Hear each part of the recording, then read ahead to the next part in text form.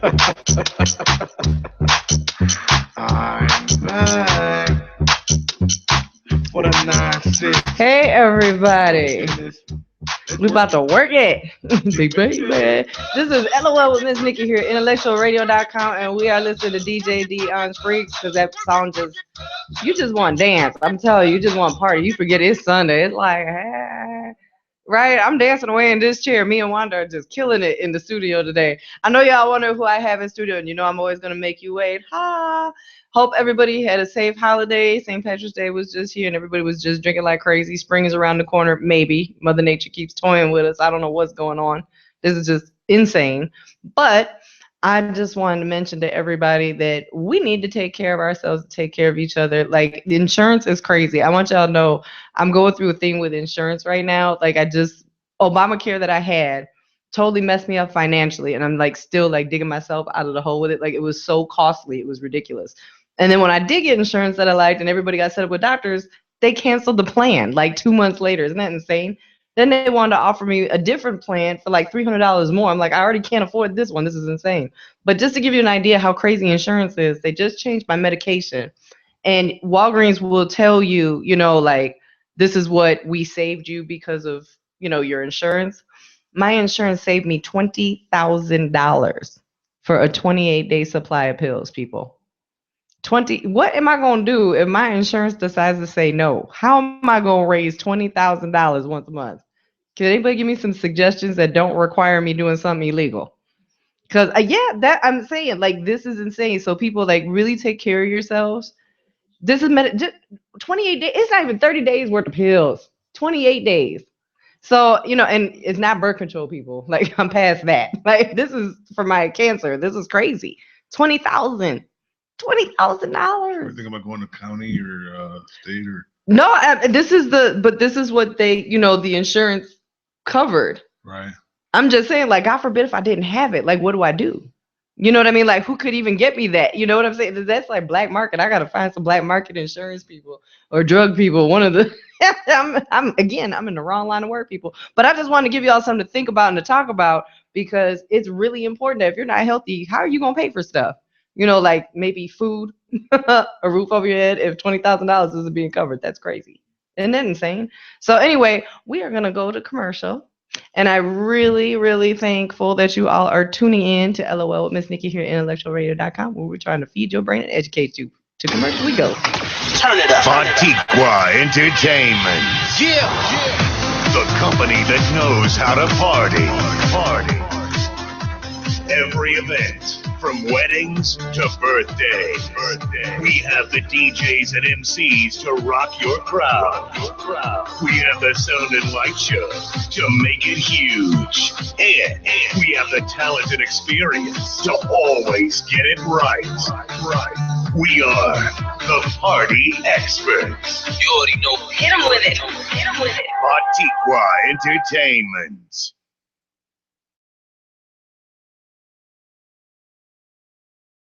Get your insurance policy reviewed. The ladies at American Family Insurance will review and explain policy coverages, limits, and what they mean, so you can be sure you are properly protected exactly as you like and need. The Anna Herrenbasic Agency has been awarded year after year for providing excellent customer service. Whether it's auto, motorcycles, or life and home, Anna's agency deals with them all. Call Anna or Justina today for your free insurance review at 773-794-9200. That's 773-794-9200. Like them on Facebook at facebook.com/AH Agency. They speak English, Spanish, and Croatian. The weekend is near. Your event is around the corner. You need to look your best. Let Marquin Salon help you look good. They create everyday art with their clients' hair. Located at 2157 West Division Street, on the southeast corner of Levitt and Division by St. Mary's Hospital. Marquin Salon is open Monday through Friday from 10 a.m. to 8 p.m., Sundays from 10 a.m. to 5 p.m., and they are closed on Saturdays. Marquin Salon, where first-time customers get 25% off of all services. Like them on Facebook, facebook.com/Marquin Salon, MarquinSalon. Follow Marquin Salon on Twitter, Instagram, and Google+. To make an appointment, call 773-782-8477. That's 773-782-8477. For questions and info, you can email Marquin Salon at marquinsalon@gmail.com. Are you looking for cosmetic or reconstructive plastic surgery? Dr. Clark Shirla is a board-certified Chicago plastic surgeon and has worked with surgeons from Northwestern Memorial Hospital, Children's Memorial Hospital, and many others. Contact Northwestern Specialists in Plastic Surgery today and schedule an appointment to see Dr. Shirla about rediscovering your inner beauty and realizing the personal image you have always desired. Call them now at 312-266-6240. That's right, 312-266-6240. Or you can check them out on Facebook at facebook.com/Chicago Plastics. Your wedding day, a day that you've envisioned in your mind since you were a child. And now that it's becoming a reality, don't risk your once-in-a-lifetime event to a once-in-a-while amateur you found on Craigslist. The entertainment you choose for your special day can either make or break your celebration. You can never redo your wedding, but you can avoid a costly mistake by hiring a true professional. We make every wedding unforgettable. Welcome to Batiqua Entertainment. And we are back with LOL with Miss Nikki here in IntellectualRadio.com. You just heard all my sponsors. Please check them out and like their pages. Because like I said, insurance is important. Check out my people over at American Family Insurance, Anna Harron-Bassick. She can give you a quote. Give her a call on Monday and see, can you get that renter's insurance a little lower, your car insurance a little lower, or get some insurance for yourself? She's got different plans, different policies. Check, see what she's got that suits you. If you're getting ready to go to that party and you want to look good, check out my guy Montgomery Martha at Marquin Salon. Also, check out Batiqua Entertainment because you need that music, magic, and fun to any event. So check them out for any kind of service that you may need, whether it's sound or lighting.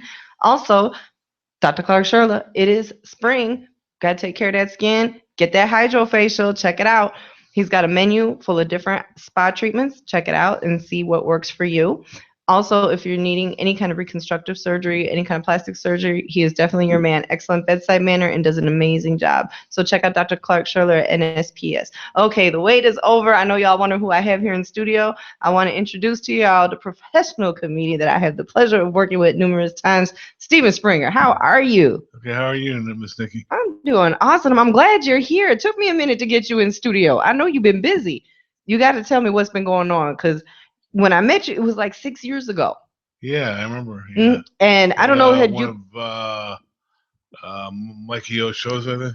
Yep, absolutely. It was a Mikey O show. I remember seeing you, and then I remember having you at my show, which at Windy City Inn, at the LOL Miss Nikki show. And then you kind of took a little vacation from comedy, but then you came back with a vengeance. And you've been doing it ever since. So I want to know, how long you been doing comedy? Because when I met you, had you been starting or have you... I started in 08. Okay. And then in 09, I took like 9 months. Every time I take time off, I come back, with more. I just get burned out of the same old material, and it motivates me to spend time writing new material. Okay. So I know you started doing a lot of stuff at Jokes and Notes and all over the city. Jokes and Notes is the first club that ever hired me. That's awesome. That is awesome. How'd you feel? Wonderful. I mean, I don't know, to be a white guy in an African American club and being accepted, and it was wonderful. That's amazing. That's amazing. Did it feel like it brought you back? Because I remember I hadn't seen you for a while, and then all of a sudden you were doing Jokes and Notes. So is that where you went back to, like, as soon as you decided to come back? Yeah, because that's really, they'll let you know there if you're not any good. This is true. That is a tough crowd. It is and very they true. Me, so I figured I'm doing something right. That is awesome. So what made you take that break? You just felt like your material, you burned needed out, and just I like to say real life got in the way. Oh, okay. Now you still have a day job, or because a lot of comedians be giving up their day jobs and going full time. What do you? I still have a day job. Okay. I don't know. I'd have to go out on the road and stuff. I'm not opposed to it. I just have a day job. Okay. Okay. And what do you do during your day job, if you don't mind me asking? No problem. I'm a high-rise doorman. I work at a bunch of buildings, as a doorman. Okay. And I'm sure that material writes itself. Yeah, well, not as much as my original job. I used to work at Cook County Jail for 15 years. Did you really? I meant to ask you, is that true? Yeah. Oh, wow. Yeah, and that's what got me into it, because people didn't believe all the stuff that happened there.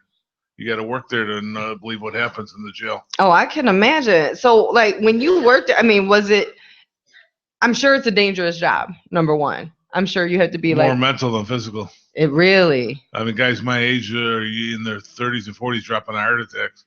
Wow. It's stress more than the physical stuff. Wow. That's insane. Oh my goodness. And you were there 15 years? It took me that long to figure out I didn't belong there. Oh, wow. Oh my goodness. What made you decide that wasn't for you? Like, what was it that did it for you? I guess I could be honest here. They asked me to leave. Oh, okay. Long story. I had a gun stolen, and they were going to deal with me harshly. And ooh, wow. I lost the job. Okay. That's where the material started. Wow. Yeah, because I know I've heard your stuff, and if you ever get the chance to see Sue, that joke is hilarious, because I didn't know it was true. Oh my God. But yeah, I mean, that has to be such a stressful job to go to every day. I know people who do that job, and I just can't imagine. Because I mean, that's a whole lot of responsibility. The officers and the white shirts are worse than the inmates. Oh wow, man, that's harsh. And I know that it's just overcrowding, and then it's technically a government job, right? Yeah. County. So wow, that's a lot of stress, a lot of pressure, and then you went from that to comedy, which is even more pressure. It's like, if you don't have people watching you all the time at your every move, comedy really does that for you. So you just went from the frying pan into the fire. Oh my goodness! Talk about having a captive audience both ways. You remember that line? Yes, I do. I think you got a good memory. I love that joke. I'm telling you. I mean, a lot of my tags, other people loan me. They think of something for me. Mm-hmm. That one I came up with myself, because I love that joke. I'm telling you, I really do. I think that's an amazing joke. And I remember when I saw you at LOL, I was like, it's always so hard to reconnect with comedians to like do writing, to get together and do stuff. Did you go and do like classes or I did everything. I took Zany's class. Mm-hmm. I took I think I took a Mikey O class. I took the improv in Schaumburg, and then I worked privately with different people. Okay, so if you had to recommend new comedians coming into comedy, would you recommend any of those classes, and if so, which one? All of them. And then there's books. Zany's has got a good course that's consistent. Mm-hmm. I don't mind plugging my coach, Bill Gorgo. Okay. He's a teacher of Zany's course, but he also works privately. Okay. And he also does a Sunday afternoon writing session that I just came from. Oh, okay. Or he's kind of giving it away, his expertise. But if you really want intensive learning, go to private lessons. Mm-hmm. And what did you come away with from those? Like how to write, how to deliver? How to deliver everything. Oh, wow. Okay. How to edit and routines. What you write down in the beginning isn't what you end up with. You got to do a lot of editing. Okay. Make a funny story funny. Okay. And when you came away from like these courses after having done stand-up originally, what did you notice? Like as far as, wow, I wish I had known this before I, More laughs, more confidence. You got to act like you own the stage. Oh, absolutely. Absolutely. That's the hardest, was the delivery. Writing was easy because it's all like my autobiography. Oh, okay.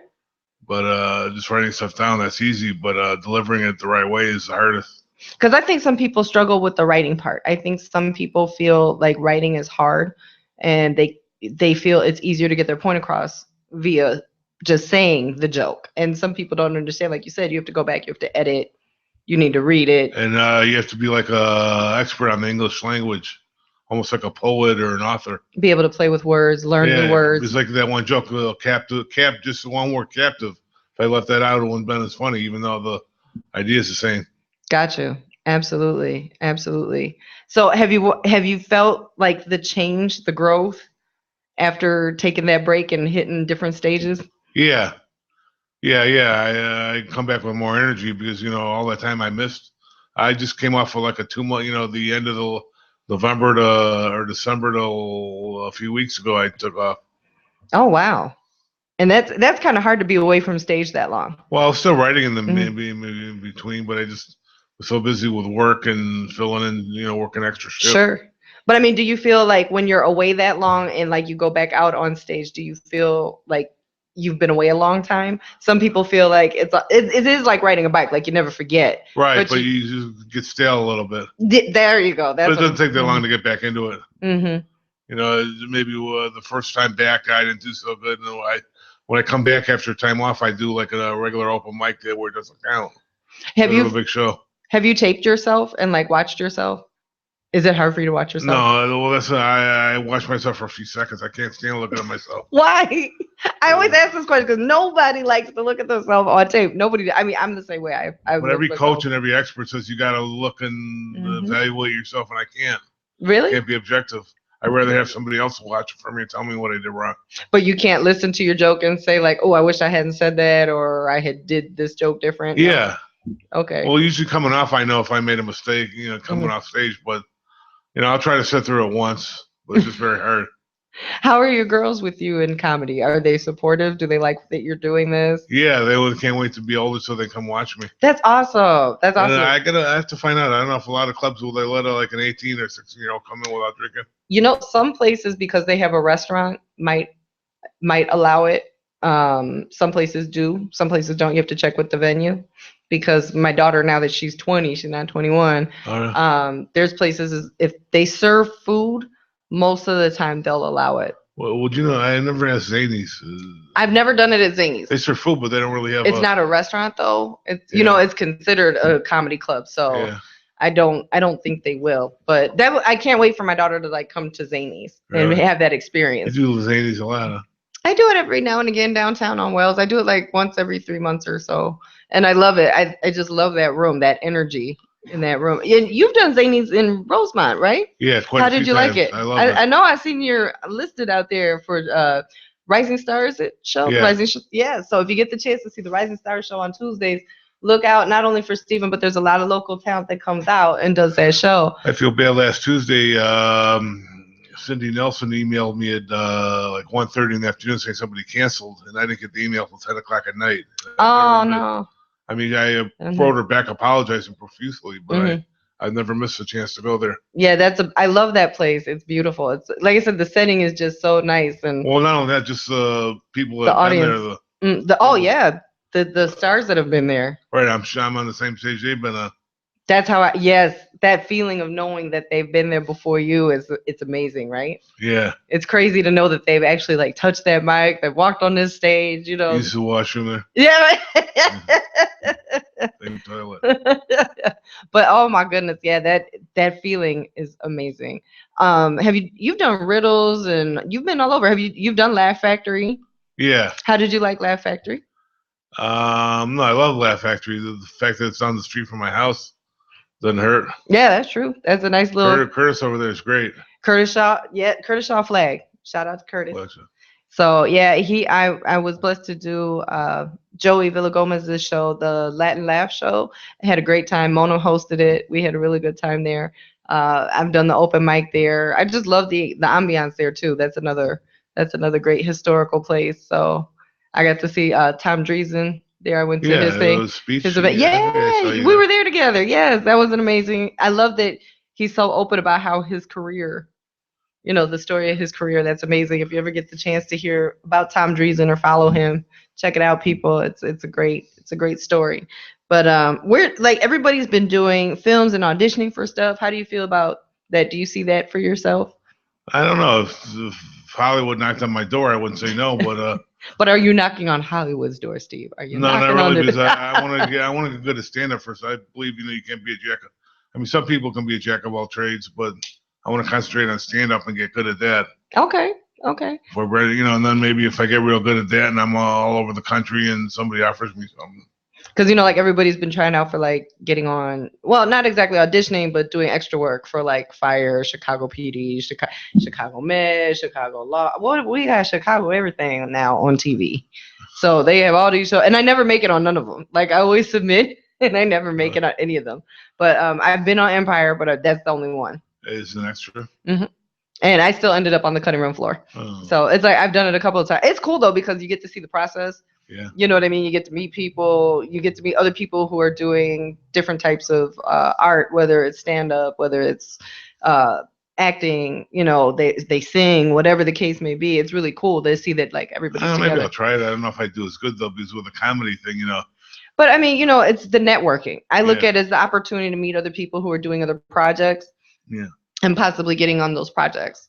But how about going out of state? Have you been planning on getting on the road eventually? Yeah, actually, I got my first out of town paid gig in Milwaukee last March. Oh. A year ago now, actually. How did that go? Well, at first, I mean, it felt great. I felt like a rock star. I mean, they put you up and they pay you and you have fun and you meet people and they tell you how funny you were. But the thing is, they have you MC first, which a lot of people don't know this, but in Chicago, when you start out as a feature, then you MC. Here they make you MC first. And then they feature you. Yeah, and it was bad for me because I've never MC'd, and my character that I play on stand-up doesn't lend itself too good to MCing, because MC, you have to be very high energy. So they tell me to go and get some more experience locally at hosting. And so I've done that, and they're going to give me another chance. It's not that I wasn't funny, it's just that you have to be real high energy, and my character's not high energy. I get that. I've MC'd and hosted shows, and it's true. It's like your energy is about getting that crowd. Yeah. You got to be able to get that crowd to just be all in. So, like, I just did the Annoyance Theater last Saturday. Great show, and it was a small room, a small amount of people, but the energy in that room, just off of those 20, 30 people that were there, because like some theaters. You get like 200 people. It was, what was it, like an 8:00 show? So they do an open mic afterwards, but they have a show beforehand. And it was a few people there, and it's a small theater, so that you're so intimate and so close. But the energy that the host brought was so cool because they were really feeding off of her.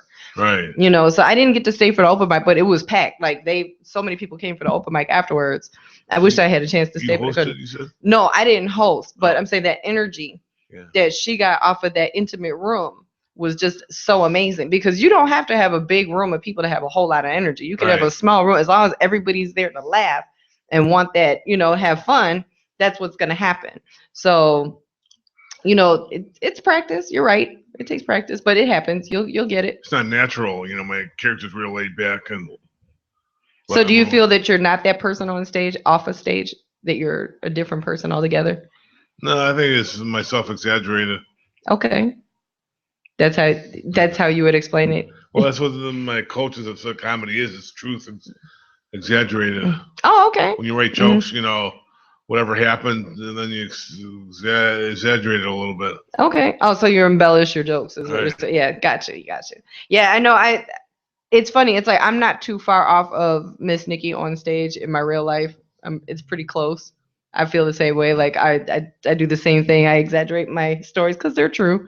Most of everything I tell on stage is true. So like you would say like what, like 90%, 100% of your stuff is true or close to it? Every premise is except for one.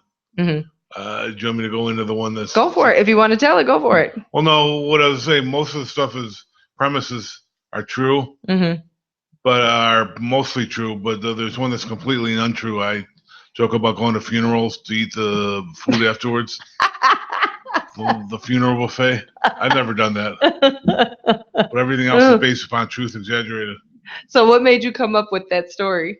I don't know. I thought it'd be funny. I went to a friend's funeral for real, and they had good food there. Oh, wow. So you thought like, this could happen. This could be a scam. You just go to people's funerals and just start crying and... If anybody asks how you know to the deceased, you just start crying. That's a plan. All right.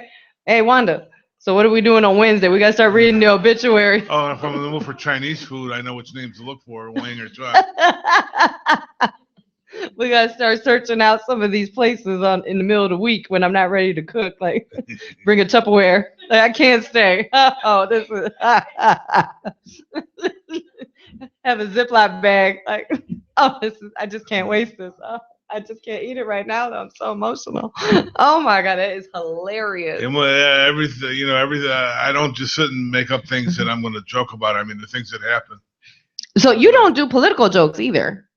Not really. Because I'm not a political person. I mean, believe it or not, I got my degree in political science, but I'm not political anymore. I'm totally, apathetic to it because I'm just burned out on it. I used to be so into politics and work on campaigns and to work for people. Oh, you did? Wow. Because, I thought that would help me out at the jail. The Mhm. sheriff's department's very political. Mm-hmm. And they all took my work and nobody helped me. So No way. Wow, that's crazy. Like, I know a lot of comedians will do jokes about like religion, politics, and stuff. And you're kind of like me. We're storytellers. We tell, Right. about experiences that have happened. well, you started Mhm. doing religion a little bit. But, Did you? Just one thing that Mhm. happened to me. But, I don't do much religion either. Yeah, I don't know. I just can't seem to. I feel like if you do religious and political jokes, and I'm not knocking anybody who does it because I give them a lot of credit to be able to do it. I can't. I just feel like the minute you start a joke like that, you lose half the room. I just feel like it's a divided front, Unless You're you're not doing a church or a synagogue show. well, even then, like, I haven't done a church show. Have you done a church show? No, not yet. Because I'm always like nervous to get hired to do a church show. Like, I've spoken at a church. I've done like a speech, but I haven't like done jokes. I just don't know if I'm a church kind of joke gal. Well, I don't know if I'd fit in. Well, you try it. I guess. I mean, I've seen you act quite a few times. But Mhm. You've never been offensive or. Oh, okay. Well, I mean, or- it's just you hear church, and it's just like, ooh, Yeah. It's kind of like, you feel like everybody's mom is there. Like, I feel like I couldn't quite. I don't swear a lot in mine, but there's Mhm. just one bit that I don't think I could do in church. Yeah, I think I would totally have to review and like be This sure is my dating stuff. your dating stuff. Yeah. Oh my goodness. And I love dating jokes. I love those that people have these different, especially because of all the websites and that. Yeah. So I got all that. do you like, is that like true or is that like off of research or? No, I've been on the internet dating for about Mhm. 15 years. Mhm. But then I started doing about my mom, Mhm. that she said at 80, she's doing the internet dating thing and getting more action than me. Oh, wow. Yeah. Mom's Too much winning. information. Yeah. Mom's winning. High five, mom. What website is she on? I got to find this out. Senior people meeting, creepyoldpeople.com. Creepyoldpeople.com. That's hilarious. So what else do you want to talk about on stage, and like where do you see yourself growing from your material? Where do I want to Like where do you want to take your material to? Because like I said, you do stories about yourself and life experiences.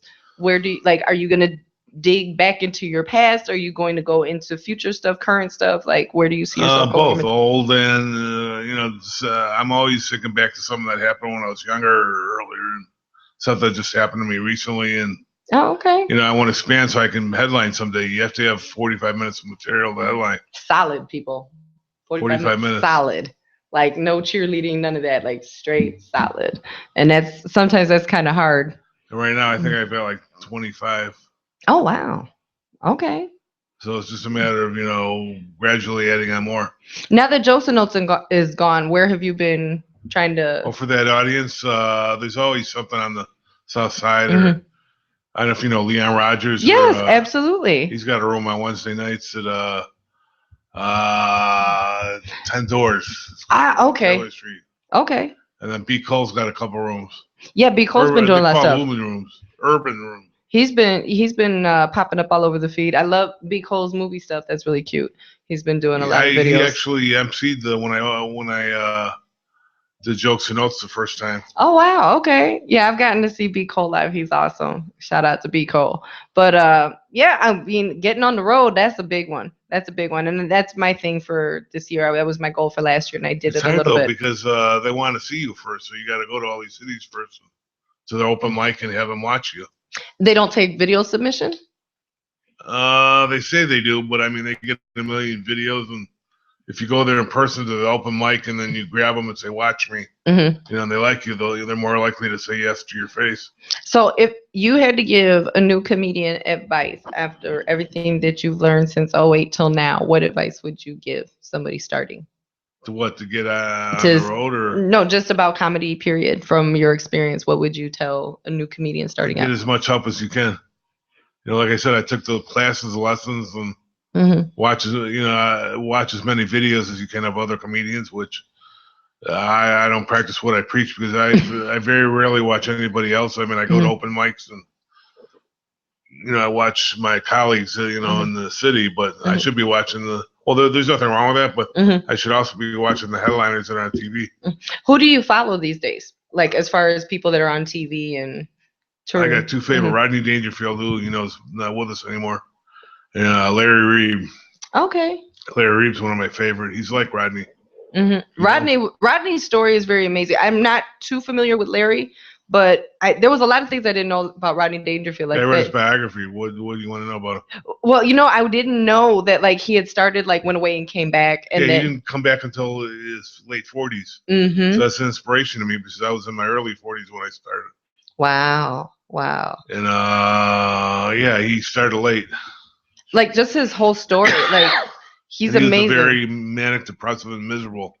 It's hard to believe. I mean, he had a young trophy wife, and he had all the adoration and money you can handle. He's miserable. But you know what? The sad part is all that is superficial. You know what I mean? It's like it didn't. Like they say, you can have all the things that you wish for, but if deep down your soul isn't happy, you know what I mean? It doesn't matter. Well, None of that matters. What's there not to be happy about? I mean, I know it's not all about the money, but I mean, people. It wouldn't hurt. The money wouldn't hurt. He had it. But everybody is just different about what makes them really, at peace. What fulfills them, and that's just it. Like you said, it's when you see it on the outside, you think, wow, this person has it all and they have it all together. I would love to read the biography. What's the name of the biography? I got to check that out. I got to look for that.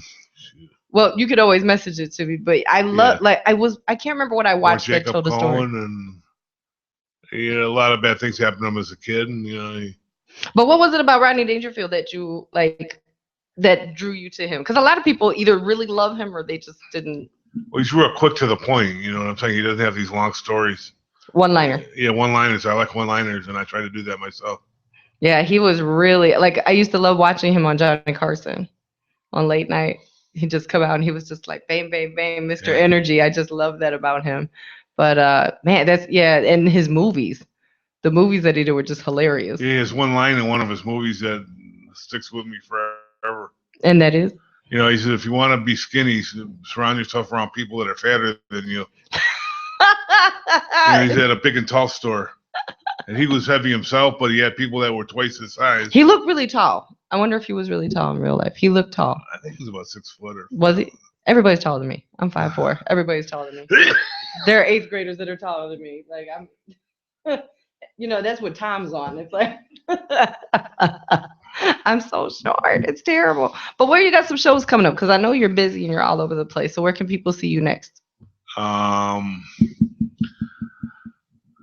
trying to get back into Zanies. I got something in I'm doing a show with you in Yes, we're going to be in Cherville, Indiana. You're coming out in June. Yes, and we will have that flyer up as soon as it's ready. Matter of fact, just so everybody knows, I am producing a show in Cherville, Indiana at Jalapenos. Check it out. I was there last year, and they were kind enough to ask me to help them produce a show once a month. So I am there on the last Friday. This month it'll be March 31st. The next one is in May, obviously, or April. Well, March 31st is for the April Fools. Then it's May and June, and we're going to have more shows after that. Steven will be with me at the June show. Check out my flyer when I have it up, and I usually make my profile pick my flyers so you can get out there to Cherville. It's really a good time. The food is really good at Jalapenos, and not only do they do comedy, but they actually have bands. I actually had Robbie Celestin on my show a while back from Chatter Effect podcast. He has a band that has performed at Jalapenos, so check them out. Look at their website and see what artists they're going to be bringing out, whether it's comedy or music. You will not be disappointed. I'm trying to get back into Zanies and the Laugh Factory. I'm working on those right now. All right. So when you have some stuff, you need to post it on my page so everybody on LOL with Miss Nikki page can see where they can find you at. Do you have a YouTube page or any other social media that people can find you on? Well, my Facebook, Stephen J. Springer. I have to distinguish the J because there's another Stephen Springer that does gospel or some kind of music, guitar playing. Mm-hmm. Stephen J. Springer on Facebook, and then on YouTube, same thing. All right. And do you have a Instagram? No, I barely know what that is. Oh, then I tagged the Stephen J. Springer on Instagram about this show today. Whoops. Thanks, Stephen. I hope you tuned in. And I hope you follow me back because I thought it was Stephen. Wait, say it again? On Instagram. You found a Stephen J. Springer? Sure did, and I tagged him thinking it was you. Yeah, and I thought it was you. Maybe somebody put me in there. I don't know, but I'm laughing because if it's not you, there's another Stephen J. Springer. I followed you. Better not be. I want my name back. But find him on social media. You can find him on the LOL Miss Nikki page, wherever he's going to be at. I will be plugging it like I do everybody that comes on this show. I try to keep up with everybody. I do apologize if I haven't posted your stuff. I ask people all the time to tag me so I know about it, so I can post it out there and let people know. Because a lot of times, some of the people and hosts here at LOL or IntellectualRadio.com do like to go out and see some talent. So, let me know so everybody can share the wealth and the information. And oh my God, thank you for coming in. Thank you for having me. I Absolutely. was so nervous. You made me feel so comfortable. Oh, of course. Well, like I said, it's just a conversation between friends, and that's what we're doing. That's exactly what we're doing. I want people to know how wonderful he is. You got to check him out on stage. And thanks for coming. And again, we're going to have you back down the road to find out what's been going on and what you're doing once you get worldwide, because you doing it. You out there. Like I said, I look at your Facebook and you're just like everywhere. You are everywhere. And that's amazing because it does take a lot of time and a lot of energy. So as we come to the close of another wonderful show, I want to thank you guys for tuning in and logging in. And again, please check out. We have a bunch of new shows on Intellectual Radio channel. I can't remember it all. I know there's like a humanities show, the Dominic Nadi show. We've got Pop Radio. We've got Go Hard. We've got Katie Low, Rhythm and Flow. We got Making Waves with Miss Darcy. We've got Wanda's He Said, She Said. A whole slew of shows. LOL Miss Nikki. You better be liking my page and everybody's page. Check it out, because I'm going to be mad at you. I'm going to find you. I'm going to be here next week and every week until the wheels fall off. And you know what I always say? Laugh till you cry or cry till you laugh. But either way, keep laughing. We going to head on out with Woo Freaks by DJ Dion.